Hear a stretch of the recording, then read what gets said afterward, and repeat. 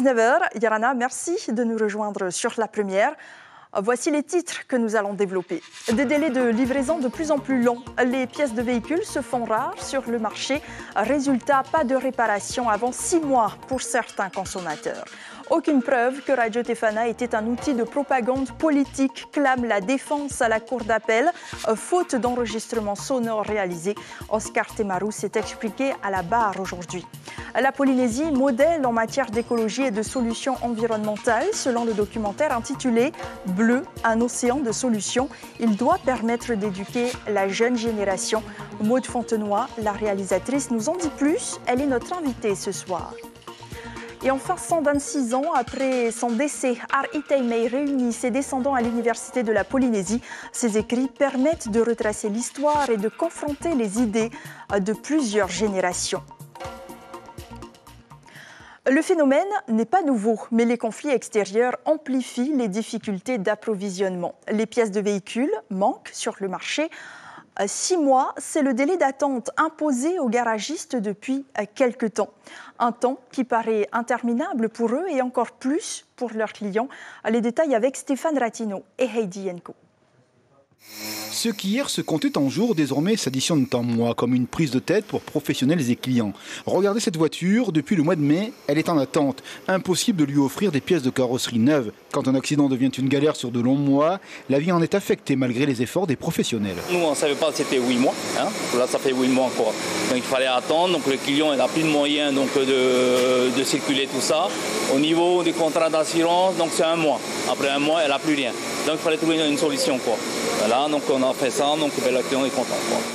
Tout le monde cherche des pièces, une ruée vers l'or de jadis. Dans cette boutique de Titioro, un va-et-vient de clients. Certains tapent à toutes les portes pour espérer trouver l'objet qui mettrait fin à leur angoisse automobile et surtout à la menace d'un statut de piéton. Il me faut des soufflets Cardaille. On ne les a pas encore retrouvés, on cherche. Et jouer un cul de buteur, pareil, on cherche. C'est une marque de voiture qui n'est pas forcément Suzuki, Mitsubishi. Donc voilà. C'est plus compliqué. C'est compliqué quand même. C'est doubler le prix, quoi. Voilà, soi-disant l'Ukraine, tout ce qui se passe dans le monde, quoi. Pression donc dans ce garage artisanal de 4 employés. Là aussi, les délais s'allongent. Toutefois, un carnet d'adresses fourni, l'emploi optimal de pièces d'occasion sont des ressources pour tenter de limiter la casse. Cette situation, pointée depuis des mois, et elle s'est intensifiée lors des dernières semaines. Comme les magasins qui vont en dehors, des pièces en mécanique, on peut encore trouver pas trop cher. Ce qu'on a le plus qui nous gêne plutôt, c'est plutôt en carrosserie. Mais en pièces carrosserie, on est obligé de passer par le concessionnaire. C'est que les concessionnaires qui peuvent commander ces pièces en carrosserie. Chez ce concessionnaire, 3 étages de pièces neuves, plus de 700 millions immobilisés. Et malgré tout, parfois des non-réponses. La crise en Asie de la production des semi-conducteurs et la désorganisation du fret n'ont pas disparu. Toutefois, devant cette situation inédite, un peu d'éclaircie. On a des prémices d'amélioration, mais ça vient vraiment très doucement. Et comme le secteur du commerce n'est pas non alimentaire, n'est pas prioritaire dans les appros, ça vient vraiment très très doucement. Une lenteur qui fait que bien des clients sont obligés de chercher encore. Rappelons par ailleurs qu'en 2021, l'autorité polynésienne de la concurrence recommandait dans un rapport de favoriser l'importation de pièces par les consommateurs, de faciliter l'usage de pièces recyclées ou encore de réviser les conditions de commercialisation dont bénéficient les concessionnaires. Au chapitre judiciaire, Oscar Temarou, l'un des 3 prévenus dans l'affaire Radio Tefana, a été entendu cet après-midi au 2e jour d'audience. Si Radio Tefana a été créé en 1984, c'est pour rétablir la vérité sur les essais nucléaires, a-t-il déclaré. Ses avocats soutiennent aussi qu'il n'y avait aucune preuve que la radio soit un outil de propagande. Compte rendu avec Natacha Silagi et Marcel Bonou. Ce qui est certain, c'est que l'idéologie indépendantiste s'affiche à l'extérieur du tribunal. Cette affaire ne va pas s'arrêter là. Il y a la Cour européenne de justice, on ira jusqu'au là. S'il faut aller jusqu'au bout de la planète, on ira jusque là. Dernière question, vos adversaires disent aussi qu'en fait ce procès vous permet d'être en campagne déjà maintenant. Est-ce que c'est le cas? Oh ben chacun interprète ça comme elle souhaite. Hein. Oscar Temaru a-t-il versé des subventions à Radio Tefana via sa commune pour servir ses propres intérêts politiques?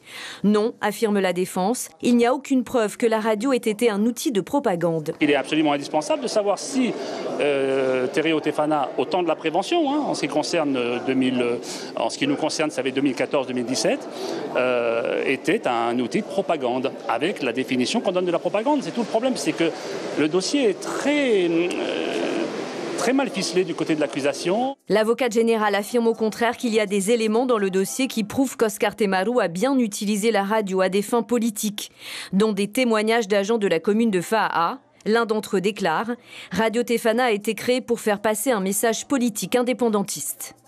La question qui se pose, où commence et où finit la propagande? Lorsqu'on parle de la commune de Fa'a, qui c'est le Tawana? Oscar Temaru. Qui c'est le Tawana du Tawana Hudatira? Oscar Temaru.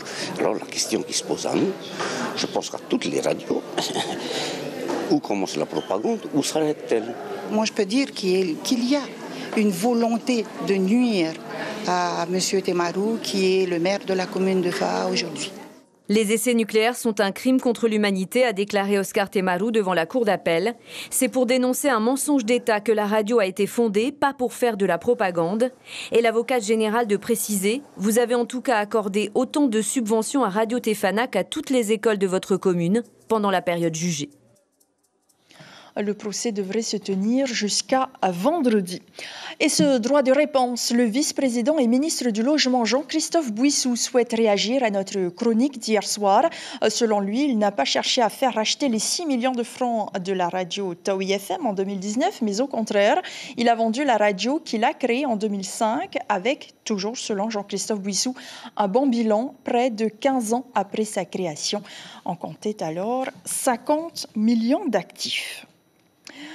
Il pourrait écoper de 2 mois de prison avec sursis et 2 millions de francs d'amende. Ce sont en tous les cas les conclusions du rapporteur public à l'encontre de Marc Coutin, l'avocat qui, souvenez-vous, avait provoqué un tollé sur les réseaux sociaux en diffusant une vidéo jugée antisémite. C'était en septembre 2022. Une audience très particulière pour ses confrères qui siégeaient sur les bancs de la partie civile. Robin Kinkis est l'un d'eux. Il s'explique au micro d'Ismaël Tahiata. Comme je le disais dans mon propos introductif, c'est très désagréable de plaider contre un confrère.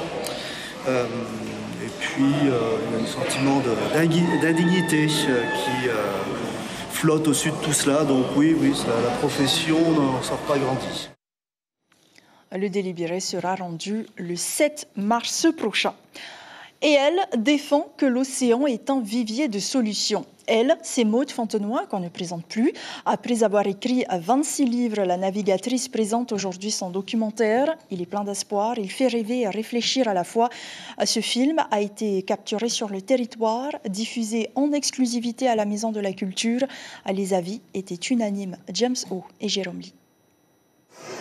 Pourquoi et comment protéger la biodiversité marine?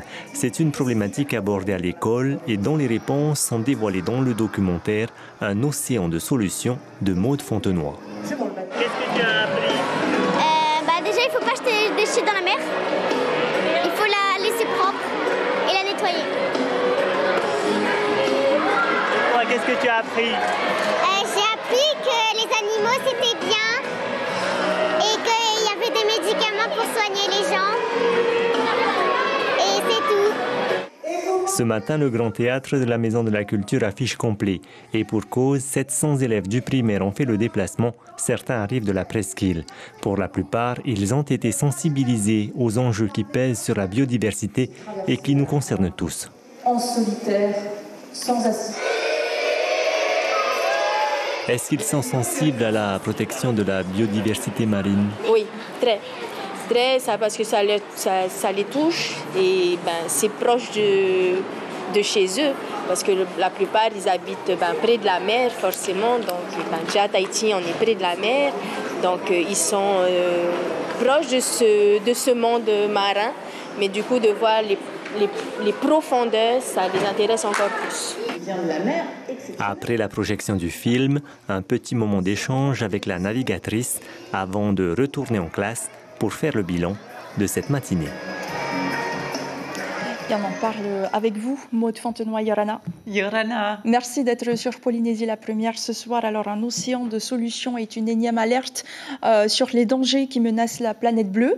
La Polynésie, qui est à la fois victime du réchauffement climatique et actrice dans la préservation de l'environnement, est-ce qu'elle était forcément pour vous un bon exemple ? Alors déjà, moi, c'est toujours un bonheur que de revenir ici sur le territoire. Et quand je vois tous ces enfants, c'est vrai que ça te donne vraiment la pêche. Parce que quand tu doutes, quand tu as des fois du mal à convaincre les autorités, les mécènes, mettre en place des programmes au sein de ma fondation, c'est pas toujours simple. Même de convaincre un diffuseur, là c'est Canal+, qui nous donne quand même une chance. On est parti donc sur une série qui va être de 10 épisodes. Et j'ai voulu que le premier numéro se fasse en Polynésie. Parce que vous le savez, ce territoire est vraiment très important pour moi. Et donc c'est pour ça que on est venu passer ici un grand moment avec les équipes de Canal et on a voulu mettre, disons en valeur les hommes et les femmes, les entrepreneurs, les chercheurs, les scientifiques, enfin tous ceux qui, en Polynésie, consacrent leur temps à mieux comprendre pour mieux préserver nos océans et déterminer tout ce que les océans nous apportent comme solution. Et ça a été un peu le dialogue que j'ai pu mener à l'université hier et avec les enfants ce matin pour essayer de leur faire comprendre que ce grand bleu qu'ils avaient face à eux, ce lagon qui est très important pour les Polynésiens, ce lien charnel, j'interviewe dans le film Inanno Murphy sur Moorea qui nous parle du lien entre les Polynésiens et la mer, des pêcheurs qui partent au large et qui prient en passant la barrière de corail, et leur expliquer que ce lien-là et ces animaux marins, ils retiennent tous forcément les baleines, les dauphins, les tortues, et bien que tout ça, c'est des solutions pour notre avenir. Que les océans, c'est avant tout l'oxygène que l'on respire qui vient du grand bleu, plus de la moitié de l'oxygène que l'on respire vient des océans, que c'est la marmite de l'humanité, qu'il faut bien sûr la préserver, que c'est les énergies marines de demain, que ce sont les médicaments, la petite fille qui a bien retenu ça, c'est 22 000 médicaments qui viennent du grand bleu, et que c'est donc pour toutes ces raisons qu'il faut se consacrer à l'étude du milieu marin et qu'il faut qu'on se consacre à sa préservation, parce que c'est quand même aujourd'hui beaucoup de menaces qui pèsent sur lui.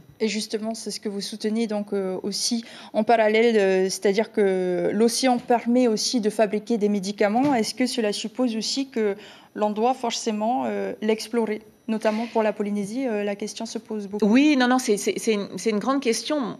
Moi, j'essaye déjà, premièrement, de me dire comment est-ce qu'on peut être le plus efficace. Donc, c'est vrai que à travers mes aventures à la rame ou à la voile, j'ai pu être très longtemps sur l'océan, plus de la moitié de ma vie passée sur les mers du globe. Et c'est vrai que quand tu croises au milieu du Pacifique une nappe de pétrole ou un frigo entre deux eaux au large du Pacifique, tu dis qu'il y a quand même quelque chose à faire sur Terre. Et après, tu dis quelle est la meilleure façon d'agir. Moi, je pense aujourd'hui qu'il faut qu'on fasse connaître les richesses qui viennent du Grand Bleu et que l'on parle des solutions. Alors, les solutions, c'est tout simplement de s'inspirer de la nature. Par exemple, prenons l'exemple du requin. Le requin, tu as environ 120 millions de requins qui sont tués chaque année, massacrés par les Asiatiques uniquement pour leurs ailerons. Et de l'autre côté, on s'inspire de la peau du requin pour créer un revêtement pour nos hôpitaux, pour empêcher l'adhérence des bactéries. Donc, c'est pas exploiter, trouver un équilibre en fait. Trouver un équilibre et ne pas exploiter, mais au contraire, laisser vivantes des espèces qui nous rapportent beaucoup plus vivantes que mortes. Et je pense par exemple aux baleines qui captent le carbone et s'inspirer de la nature. C'est ce qu'on appelle le biomimétisme. Comment est-ce qu'on comprend des mécanismes en regardant la nature et on les applique aux hommes. Et sur ce point, est-ce que la Polynésie est parfaitement exemplaire ? La Polynésie regorge déjà de chercheurs, de scientifiques qui se consacrent à ces sujets-là. J'avais envie de les mettre en avant. Et puis, voilà, ces enfants, quand je les vois passionnés par ce milieu marin et s'extasier du bébé tortue qu'on va relâcher, je me dis que la relève, elle est là. Et moi, ça me donne plein d'espoir. Alors, vous êtes, au-delà de votre attachement au territoire, à la Polynésie, vous êtes aussi ambassadrice. Pourquoi ne pas aussi prévoir des documentaires sur les autres territoires d'outre-mer ? Alors, c'est vrai que dans la série des 10, a priori, le numéro 2, on va aller le faire au pôle Nord. Parce qu'ils sont, vous pensez bien, très attachés à leur banquise qui est en train de fondre. Et on va aller voir les scientifiques qui vont baguer les narvals et les belugas. Donc, ça sera, pour moi, dans cette série de documentaires, l'occasion d'aller dans différents territoires pour voir qu'est-ce qui se fait et qu'est-ce qui se fait de mieux. Et pourquoi pas aller dans les Caraïbes et aller ailleurs. Je voulais commencer par la Polynésie, mais je pense qu'il y a des initiatives partout à travers le monde. Ce que je veux, c'est que le grand public puisse se dire, voilà, aujourd'hui, on connaît mieux la surface de la Lune que la profondeur des océans. Il est temps que ça change. Il est temps qu'on préserve les 3/4 du globe. La vie est née dans la profondeur des océans. aujourd'hui, sans lui, on n'aurait pas de passé, et sans le préserver, je vous assure que malheureusement, on n'aura peut-être pas assez d'avenir. Merci beaucoup Maude Fontenoy pour toutes ces explications. Précisons aussi que le documentaire sera mis à disposition des établissements scolaires. Merci beaucoup. Merci à vous. C'est une première sur le territoire. Les élèves de terminale du lycée professionnel de FAA formés aux rudiments de la gestion financière. Une formation organisée par la Jeune Chambre économique dans laquelle les bases de la comptabilité, comme lire une fiche de paye, identifier des recettes et des dépenses ou encore maîtriser un budget, leur ont été enseignés. 20 élèves étaient inscrits, 19 sont lauréats. Plus de précisions avec Manouya Maïti au micro de Jérôme. Grâce à cette formation-là, ça permet de voir les dépenses utiles et les dépenses de loisirs. Ensuite, ça permet de programmer aussi des financements pour des projets. Par exemple, je veux étudier à l'étranger, j'ai besoin de mettre combien de côté pour ne pas trop être en difficulté et de pouvoir continuer financièrement. Ensuite, c'est de savoir aussi comment choisir quelque chose quand on va dans le magasin. Par exemple, comment choisir une machine à laver. Parce qu'en fonction de la machine à laver qu'on va prendre, il y a des machines qui vont nous faire consommer beaucoup plus d'électricité et donc qui vont nous coûter plus cher, même si à l'achat, c'est moins cher. Et demain, focus sur les formations militaires marines et les métiers proposés de votre matinale radio. Le commandant Fèvre Darcier, adjoint-chef de la délégation recrutement marine, sera l'invité café. Cette actualité politique aussi ce soir. Le ministre délégué chargé des Outre-mer a annoncé sa venue en Polynésie au mois de mai prochain pour une session spéciale agricole. L'annonce a été faite au Salon international de l'agriculture. Il se tient actuellement à Paris jusqu'au 5 mars. L'occasion pour Jean-François Carinco de souligner les vertus des agricultures. On l'écoute, il est interrogé par nos confrères d'Outre-mer, La Première. L'agriculture, ça a des vertus. Un, c'est de l'aménagement du territoire et de l'espace, et c'est beau. Deux, c'est de l'emploi. Trois, c'est de la richesse qu'on crée, de la valeur. Et quatre, c'est un peu d'identité. Donc, on aurait tort de ne pas se battre sur ce sujet-là. Et de Paris, escale à Nukuhiva où la vente de produits en vrac s'installe. La première boutique à l'extérieur de Tahiti.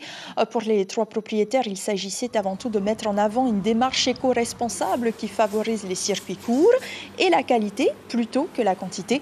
Dès son ouverture, la population a montré son intérêt à l'idée de s'approvisionner en achetant que les quantités nécessaires. Une démarche qui reflète une volonté croissante des clients de consommer plus juste et plus raisonnable. La responsable du magasin est interrogée par Marie Curva. La protection d'environnement dans le sens où dans cette épicerie on vient avec son contenant, on le remplit et donc le contenant est réutilisable. On n'a pas à le jeter au dépotoir à chaque fois. Je ne vends pas de soda, je ne vends pas de chips. Et j'essaie plutôt de promouvoir, je sais pas, le coco vert à la place du Coca-Cola. Entre tous mes produits d'hygiène sont bio, donc non polluants parce que pas de déchets. Exemple du shampoing, il n'y a pas de bouteille, c'est un shampoing solide et qui est bien meilleur aussi pour notre cuir chevelu. Ou l'exemple du dentifrice aussi, qui est un dentifrice solide, donc sans tube à jeter ensuite et ne contenant pas de produits chimiques. Retour à Tahiti, ça y est, le phare Yamanaha est inauguré. L'aboutissement d'un processus qui a débuté il y a 5 ans. Ce lieu complètement réinventé retrace l'histoire de la Polynésie, de l'Océanie et de ses peuples. Certaines des pièces qui y sont exposées sont le fruit d'accords de coopération avec des établissements muséaux de métropole et d'Angleterre, comme le Maroura, fragment de ceinture de chef, ou encore la structure anthropomorphique du dieu Aa. Le public pourra visiter le nouveau musée dès le 4 mars. Et enfin, un deuxième jour du colloque international pour découvrir ou redécouvrir les mémoires de Ari Taimei, fille adoptive de Pomare II, centré sur les mémoires autobiographiques de cette descendante des chefs historiques de Polynésie et sur les écrits de l'historien américain Henry Adams. Il réunit des chercheurs, mais aussi des descendants de la reine, comme vous allez le voir dans ce reportage de Caroline Fary et Nicolas Suir. Qui était la reine Ari Taimei, sœur d'adoption de la reine Pomare IV? Les écrits de l'historien américain Henry Adams donnent une piste aux intervenants de ce colloque, mais son arrière-petit-fils Raanui Donassan évoque aujourd'hui un manuscrit original écrit par la reine Marau sur les relations entre les deux sœurs. Ce manuscrit raconte son histoire depuis Ar Itaimei jusqu'à son décès. Et donc c'est quelque chose d'extraordinaire parce qu'il y a des notes à l'intérieur, il y a des personnages comme la reine Pomare IV, comme certains chefs des îles qui parlent et qui sont retranscrits à la lettre en verbatim par Maraut Arwa elle-même dans ce document. 126 ans après son décès, les descendants de la dernière chefesse du clan des Teva sont réunis, dont la famille Salmon. Terupe s'intéresse à sa généalogie, une longue histoire. Ar Itaimei et Alexander Salmon ont eu un fils qui s'appelait Tati Salmon. Lui a eu une fille qui s'appelait Hotutu Salmon. Elle a eu une fille qui s'appelait Jessie Salmon, qui a eu un fils qui s'appelait Stelio Salmon, qui est mon grand-père en fait. C'est un peu le hasard, le destin, on va dire, qui m'a conduit à m'intéresser au sujet, parce que ce n'était pas un sujet qui m'intéressait initialement. Mais en voyant le nom de mon grand-père et en remontant, je suis remonté à 40 générations au-dessus de moi. Côté spectateur, des étudiants, mais aussi des passionnés d'histoire, prêts à débattre sur la sémantique appropriée au sujet. C'est des écrits de Henry Adams, mais je vais prendre mon titre de juriste de propriété intellectuelle. Quand on raconte une histoire, on devient l'auteur. Et donc l'auteur, c'est la reine, c'est-à-dire Ar Itaimei. Et que Henry Adams n'est que le transcripteur de l'histoire de cette reine. Il y a toujours quelque chose qui nous manque, on ne sait pas vraiment toutes les choses et venir au colloque, ça nous permet d'apprendre beaucoup d'autres choses. Témoignage de la rencontre entre deux cultures, ce colloque apporte un éclairage nouveau sur la personnalité d'une grande dame de la société polynésienne et établit un lien entre les écrits occidentaux et les points de vue autochtones.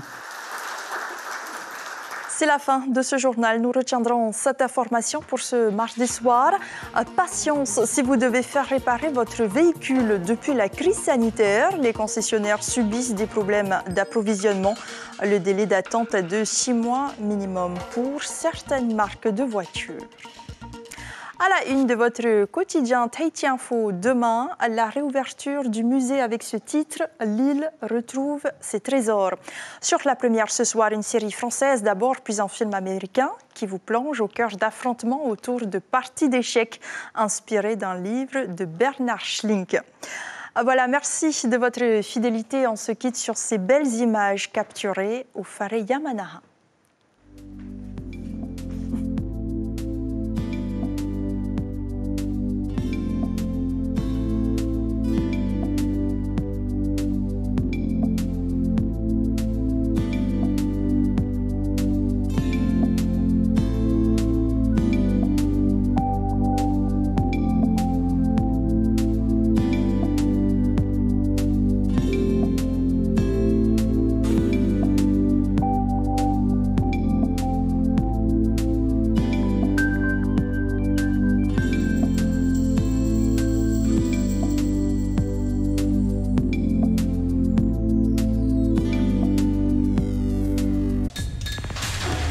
L'information en continu sur Polynésie la première, Internet et réseaux sociaux.